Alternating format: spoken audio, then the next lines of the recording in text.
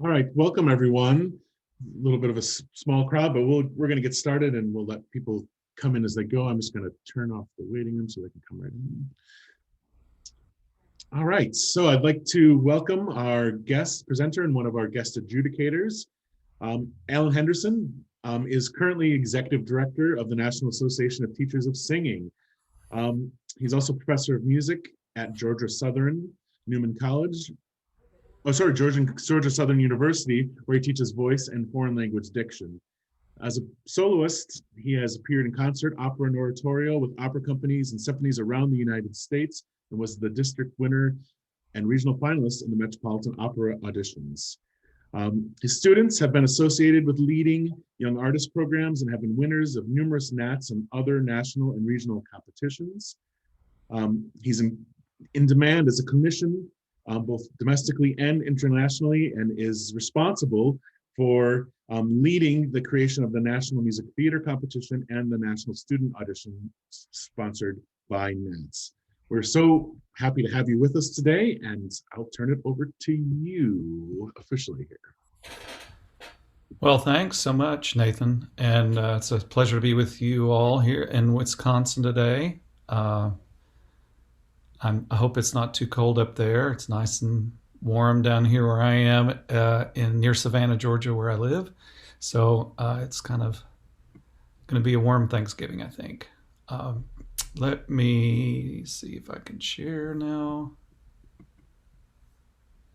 Yes.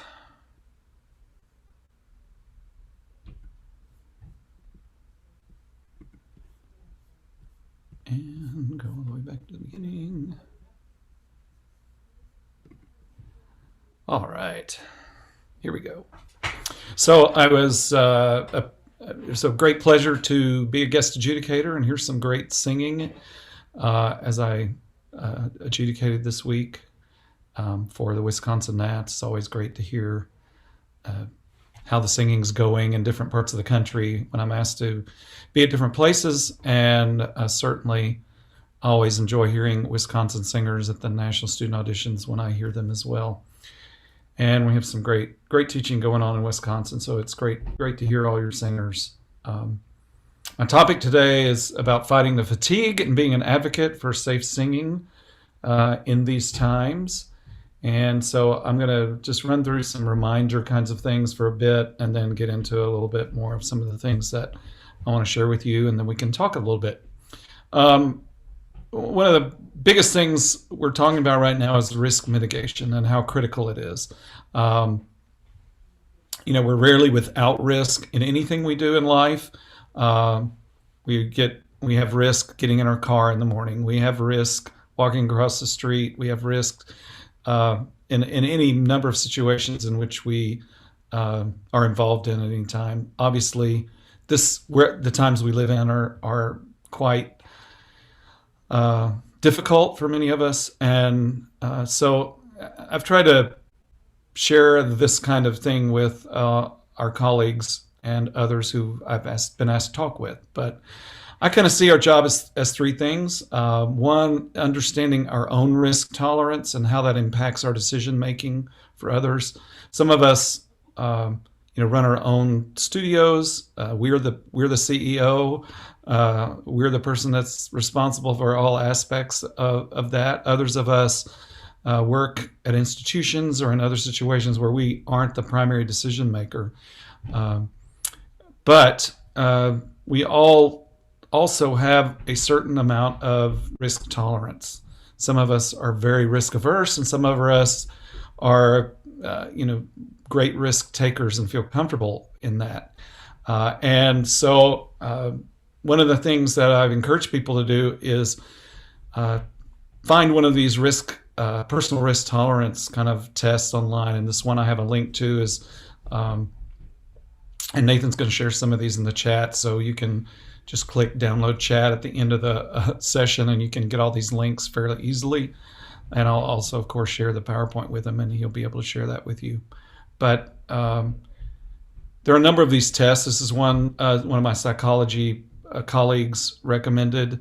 that asks you about 25 or 30 questions, I think, and gives you a little score on 1 to 100 about your level of risk tolerance. Low being very risk averse, high being very risk tolerant. And just helps us to know ourselves and know where we are, because if we're making decisions about others, we have to kind of sometimes, if we're very risk tolerant, we have to put that in check a little bit. And also, we have to think about the kinds of people we're going to interact with, many of our students, some of our colleagues who might be very risk averse. And in any other time, we might just kind of, roll our eyes at their statements or other things. I think we just have to be more sensitive. And so we have to be able to kind of rein things in for ourselves if we're a very risk averse or risk tolerant person. Those who are very risk averse, if we're very risk averse, we consequently have to realize that a lot of other people, we're making choices for ourselves. And if we're running our own business, we certainly can do that. But we also have to realize that many people are more risk tolerant than we are. Secondly, we have to understand our singers and where they are, where things, how life exists for them in these times. And third, we have to understand our setting. And so when we're talking about our singers and the various settings in which they might be in, we're talking about, these are kind of the common things we're talking about right now relative to group singing in particular. If making sure that we're spaced out by 6 feet all around us, make sure that we're masked. If we're in a rehearsal setting, that our rehearsals aren't longer than 30 minutes indoors, and that we don't use that space again until we have given it time to have air exchange. And of course, a lot of the advice is preferring outdoor settings, which are less and less able to happen in your part of the world. They will be able to happen in my part of the world for quite a while yet, hopefully. But also masked outside and moving after 30 minutes in a space, or taking a pause so that air can clear. Indoors, making sure that we have the right kinds of air exchange in our rooms, using filtration options. And all this is based on some of the research, primarily it's been done at the University of Colorado and University of Maryland, one of the studies that NATS and many other organizations have supported. And they continue their research. They just came out with an update this last week, actually. I have yet to post that on our page, but I will. There's not a lot of new information there. One of the new things they have talked about this week is some discussion about face shields and plexiglass dividers, which they've kind of determined aren't really very helpful, unless you're masked as well. But even those kinds of things can disturb the air exchange that's happening in rooms, spaces, and things like that. So they're not recommending that use. And using some graphics. This is one that ArtsEd New Jersey put together with folks that are doing the research in Colorado. It helps to kind of just think about all of the things that we have to do to be safe. Thinking about the kinds of materials our masks are made of. I'll talk a little bit about that. Reminding ourselves about hygiene, filtration, timing, and distance.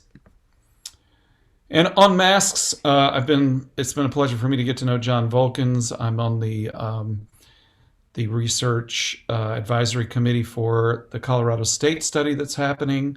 And John has done extensive work on mask testing. There's a webinar that we have posted it's linked here, but we have posted on our page that he gave about masks and mask construction and a lot of the testing he's doing. I'm going to flip over here to this page so you can see it for a minute. And one of the nice things about this, there's some instructions if you want, but you can choose the kind of mask. He's got all kinds of masks. You can look at the kind of mask you might be wearing, but also all the kinds that they've tested.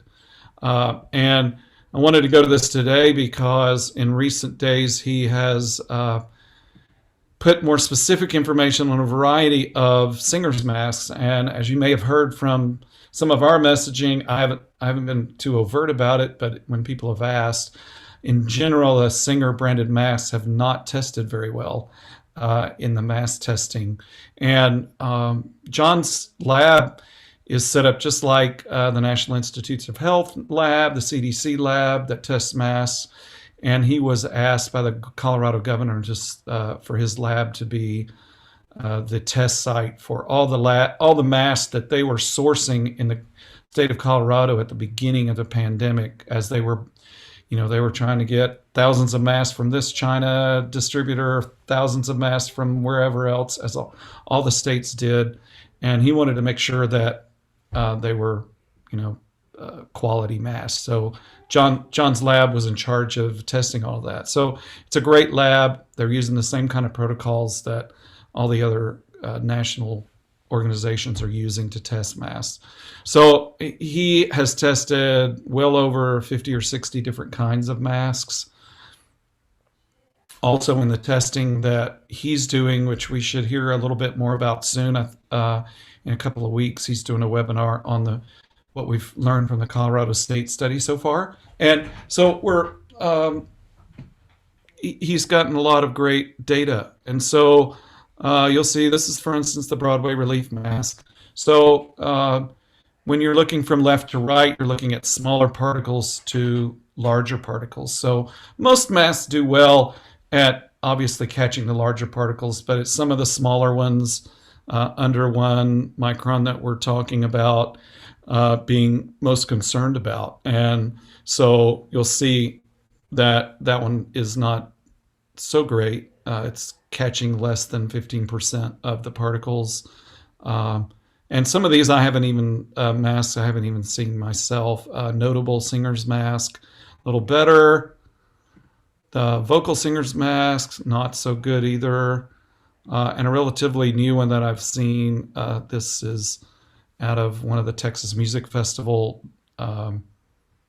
groups, which is doing pretty well. Over 60% is catching of the smallest particles. So you can go on this site and you can choose by one. We can show them all here. And 100% is basically, an N95 mask. The ones that we hear talked about so much that aren't really very available. But you can see there are a number of different constructions, and so there are some that are effective, and that one TMF is right here. So it's, of all the masks, it's doing pretty well. So I encourage you to check out the various masks that are out there if you're looking for something that is more singer specific. I at John's recommendation myself, bought a Ready One mask. These are made by Ready One, which is a military contractor.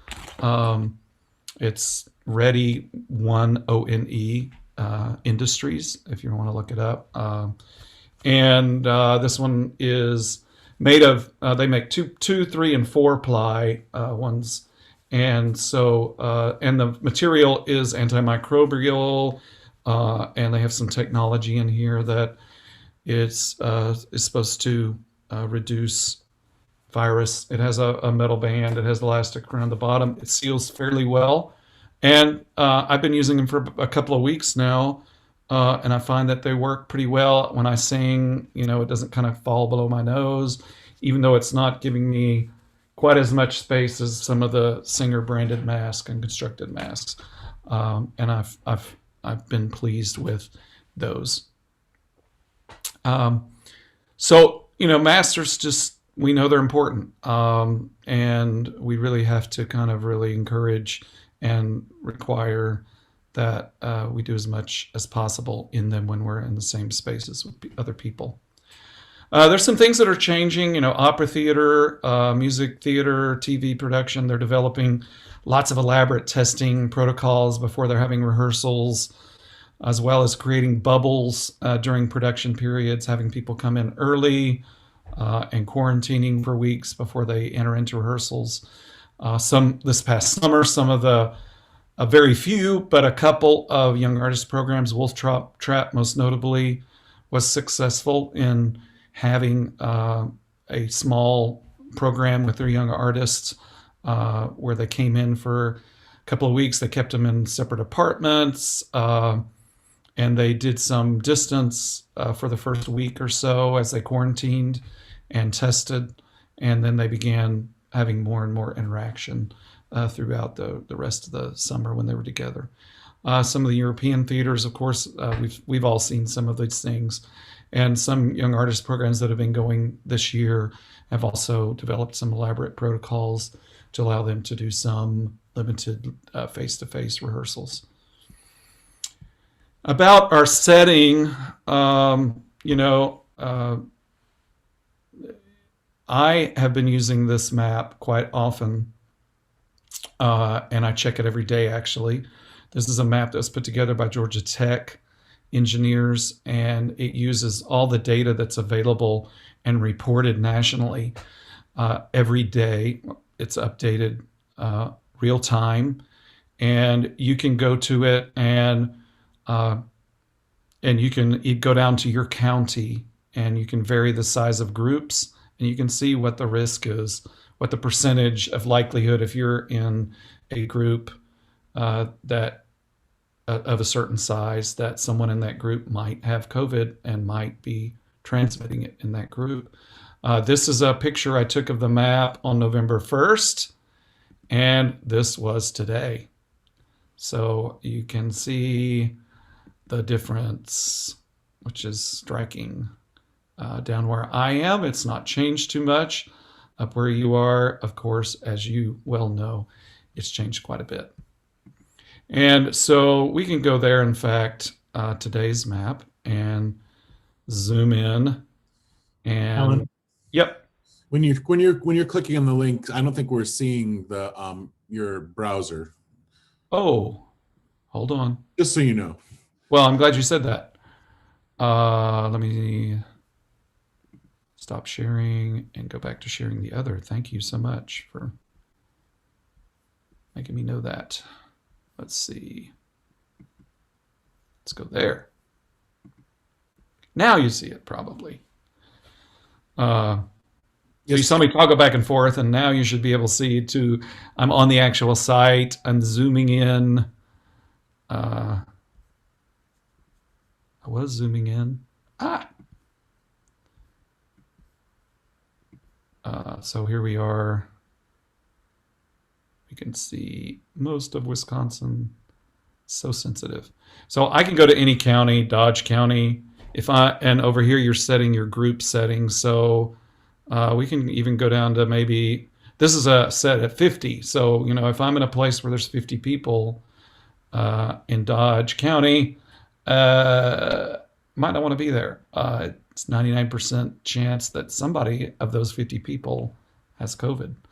You know, so it looks like, you know, 94%, 92%, 97%, not looking so good. I can go down to 15, it'll reset. We can rezoom in here a little bit.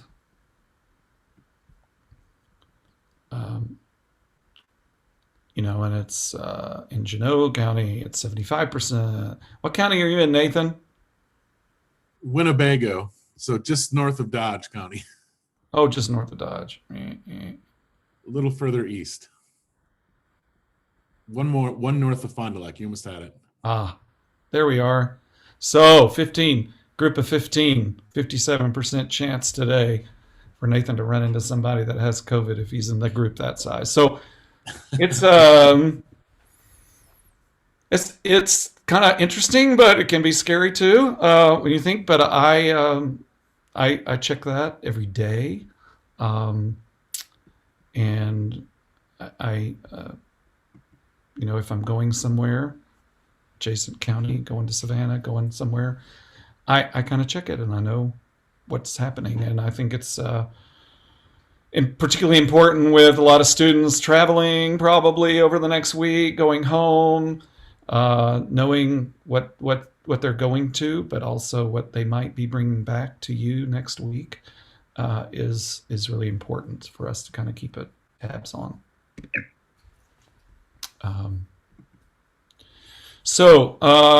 Thinking about our rehearsals, our lessons, our coachings, obviously, most of our studio spaces just are not adequate.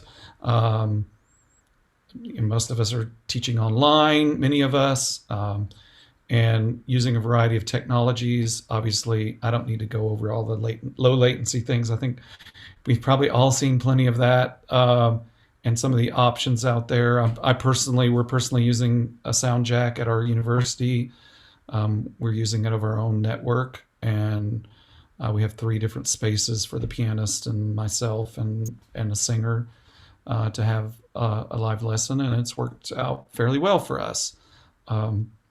I know some other solutions that people are using that are working fairly well. I know some people that they're still using Zoom because that's what they liked, and it seems to work for them. I know some people that are still using FaceTime because they like it and they were using it before the pandemic and they didn't see any reason to change.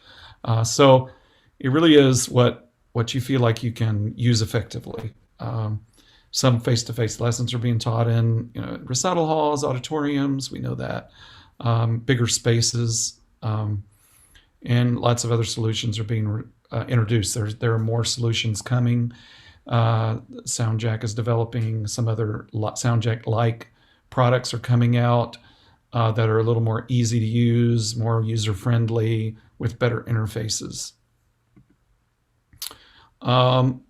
Knowing what our facilities are, I'm not going to go to these 2 places because I think you may have seen some of this information, but Colorado, they have a spreadsheet. You can put data in. You can put your square footage of your studio size. You can put data about how the air system works in your room or your facility.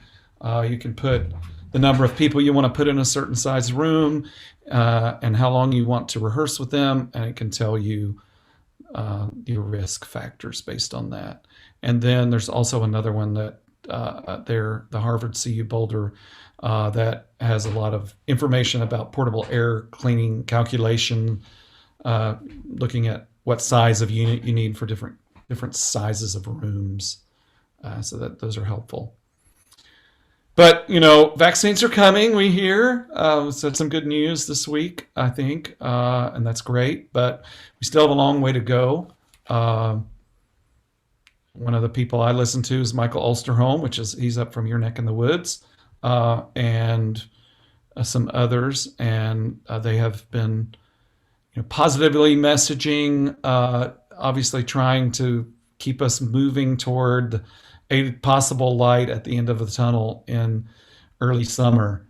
And of course, that all depends on distribution of vaccines, but we're hopeful. And that, however, gives us a period between now and then at which we have to kind of find ways to fight the drudgery of wearing masks, the drudgery of some of the protocols we set up that some of our students have done pretty well with. I would say my students, I was really pleased. We really kind of laid it on pretty heavy at the beginning of the semester. And until some just had to have a Halloween party, we were doing pretty good. And so, and then a few had to have a Halloween party, and it wasn't necessarily an outbreak or anything, but one person was positive at one of these. So that meant a bunch of people had to quarantine for a couple weeks. Anyway, that's the fatigue's real. We know it, and it's something we have to address. And so we've created a Nats on our Facebook page. I put a message up this last week, and I encourage you to share it if you go to the main Nats page. And it's about an 8-minute video where we talk about some of the things that we're doing, some of the important things we need to do in the next little few months to fight the fatigue and positively message both physical and mental messages that help us all during these times. And about every 3 days, we're sharing a new image on our Facebook page that we're encouraging people to use. This is an example of one of the first ones we put up. And they're all available. Obviously, we put up a Nats logo with a mask. That's been shared pretty widely so far. And I've changed my little Facebook photo to the mask for the time being. And then we have a number of messages, and we're adding new ones to our library of messages. And so we can go back. I can share this again and go to my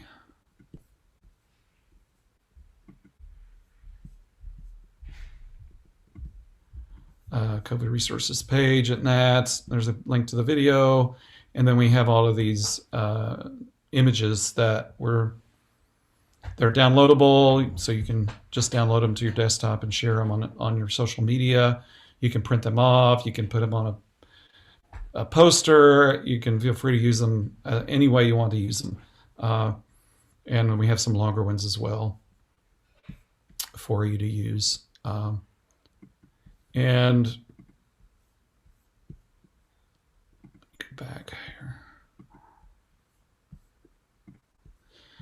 here. So, we have some others, spread songs, not germs. And then we have some mental health focused messages. One of the things we know, I know you're feeling it, I feel it, I know our students feel it, is just kind of some of the mental fatigue and the inability to be as socially active with one another as we have been. And so some of these messages really are meant for us to kind of remind ourselves to check in with our friends, check in with ourselves, and make sure we're taking good care of our mental health as well as our physical health. We're right now producing a few PSA videos that are short 30-second videos featuring some NATS members that we will be releasing here in the next few weeks, hoping that people will share those and use those. We're also going to produce a reminder poster. I think most of us probably have had the same posters and messaging up on our campuses or in our studios. I think it's good to have a fresh look and something different to keep reminding us and with some fresh images. So we're going to produce that so people can print that off and use that as well. So, I hope that you'll share these images on your own social media. I hope that you'll encourage students to share them. I think it'd be great to engage Snatch chapters in supporting one another and supporting themselves and their students, their fellow students, by sharing them in their networks, printing them, posting them on studio doors and other ways. Something else we're doing is we're conducting a study on and getting information from those who have contracted COVID, whether they're singers, voice teachers, or choral conductors, or K-12 vocal educators. We know that COVID affects people in different ways, and there's no single way that it consistently affects a person, and that we are still learning some of the long-term effects of COVID on people, and we know that those vary as well. And so we've been gathering. We've had I think over 100 responses so far to this survey, and we're going to be keeping this open till early January, and then we're going to write an article up and present the results of that in a variety of forums here coming in the spring. But it's an important thing for us to know and to study and to begin to gather data about how COVID has affected people, particularly singers and voice teachers. Obviously, we just talked about positive cases rising when we looked at the map. Lots of lockdowns are reappearing. And we all need to be prepared to change our method of teaching. A lot of schools, of course, some of our colleagues are finishing up their university semesters next week. because they've cut semesters short. Ours did not choose that, so I've got another week of teaching after Thanksgiving week, and then finals and juries coming after that. We have been given some flexibility in how to do that, and so people are using a variety of methods to finish up the semester. But I do warn everybody to just be prepared to think about what's happening and what people might bring back from their holidays. I think most of the messaging so far has been what they're taking home to where they're going from where you all have been. And those campuses that have done a relatively good job, have somewhat created a little bit of a bubble mentality and a little bit of a bubble within in their campus. I think ours has done a fairly credible job in that. I don't see a lot of traffic, a lot of bodies walking around even our building and on our campus as we usually see. And be prepared to advocate on behalf of yourself if there's resistance to restrictions and make advocate for that your safety and prepare messaging that reinforces that to your constituency, and we're trying to do that with some of the resources that we're putting out there, so that you can have some resources that you can use that back you up and your message up to stay safe. I'm encouraging everybody right now to just plan to come back from a Thanksgiving break with a more restrictive stance. It's impossible for you to know what kinds of environments people have been in over the holiday, even our colleagues and friends and closest friends. It's likely they've done something over the holidays, even with lots of messaging to the contrary. And so I encourage you, that week after Thanksgiving to just really be careful, maybe choose a different method of teaching that's a little more safe from what you might have been doing before Thanksgiving. And we're using this hashtag Fight the Fatigue, and I encourage you to use that hashtag on your posts and share positive messages around your networks. I think the more we share, the more we get the message out, the more we support one another and share a supportive and positive message, that the more success we'll have as we seek to find ways to do what we do safely and literally do what we do, which is sing and share our art with others. I'm happy to, I'm going to go take this off of my PowerPoint here, to talk about questions you have, discuss some of that material, talk about anything. I kind of left a good bit of time for us to venture into any other topics that people wanted to venture into while we were here, because sometimes people have other things they want to ask about. I do think we're going to do everything we can within NATS to try to continue to message positively and stay on top of the research, stay on top of all the things that are happening. We're going to do our very best to, be some of the first that can go back to live events when we can, and be on the edge of that, because once we're able to do that, we know that people are just going to want to get back together. I know I want to get back together with Dan and some other people that I normally on a year basis would see 3 or 4 times and haven't seen in over a year. So it's we miss being together, and we miss some of that aspect of our profession and our collegial relationships. And so it's just something that we're looking forward to getting back to as soon as possible. What kind of questions do people have, or topics of conversation? Jump on. Yeah, and I think anyone, since we're a small group, if you have anything, you just turn your microphone and jump on in. I guess I started, this isn't so much a question as it's just an observation, but I know that, when talking with colleagues this weekend, as I've been interacting with more of my colleagues in the chapter, and also with colleagues who are teaching in other applied areas and instrumental teachers, we've talked a lot about what we've learned from this experience and what we can take moving forward.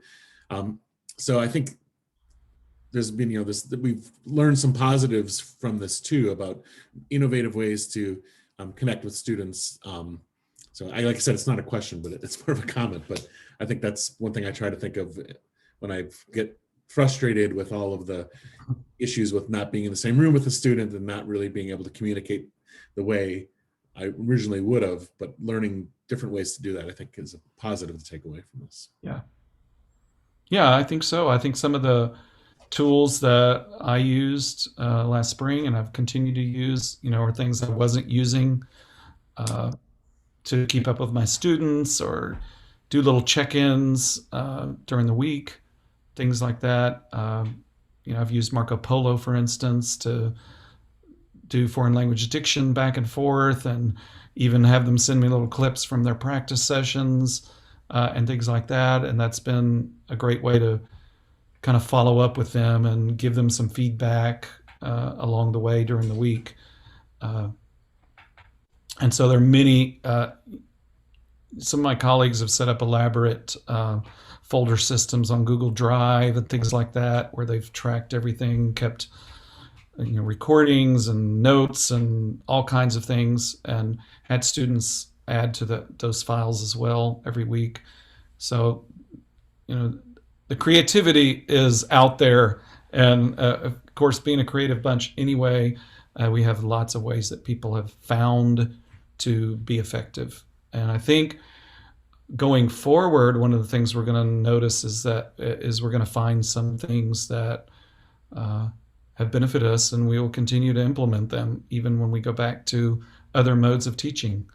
And that's a part of, I think, innovation and moving forward. Sometimes we're, early on in this pandemic, I was talking about, the early adopters, the people who are, they jump on everything new. They're the first to have the new iPhone. They're the first to have whatever new technologies out there. They're the first to, do it. And then there are the others that are kind of the second wave, and then there are the others that get drug kicking and streaming. And so we've had all of that happen and more over the last 8 or 9 months. And so it's going to be interesting to see how this impacts our industry long term, and what things will people do. I've heard people say everything from, I'm just going back to the way I used to do it, and I'm not so sure that's going to be effective in the future. We've had a variety of interesting experiences. Some are frustrating, of course, but we've found new ways to interact. We've found new ways to have valuable conversations and interactions with a variety of people. We've been able to bring people to us that we would have never been able to afford to bring to us, and have credible experiences for our students and for us.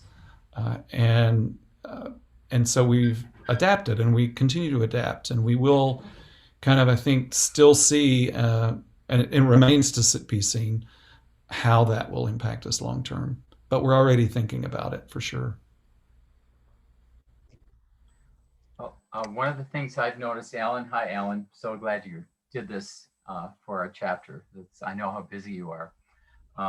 One of the things I've learned is that the level of responsibility kind of shifts a little bit from teacher to student, because they've had to learn a different skill set in terms of first of all, when they have a track, they have to adapt their singing to what they're hearing, instead of this collaborative thing where a pianist can kind of make up the students a little bit behind the tempo and all of that. So that's been actually growthful, I think, for them. And they've had to, I have had to learn some technologies that I didn't know. I now use App Accompanist, and I've asked my students to, And that is also a challenge because they've got to figure out what tempo they want to use. And they've learned that they can actually learn their notes and rhythms by changing that, hitting that little melody button. And so that's changed the learning curve. And I think that actually is really a good thing if I'm going to find a good takeaway. But as you mentioned, I do miss those interactions face to face. But when we did our NATS videos this year, I actually had a 2-week period where I had a face-to-face masked lesson in a huge choir room, 16 to 20 feet away from the student.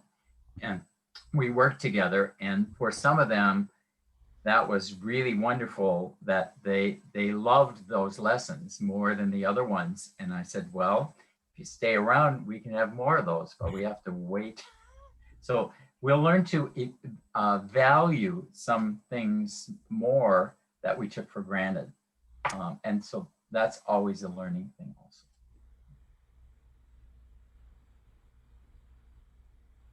Any other topics people want to ask questions? Now's your chance.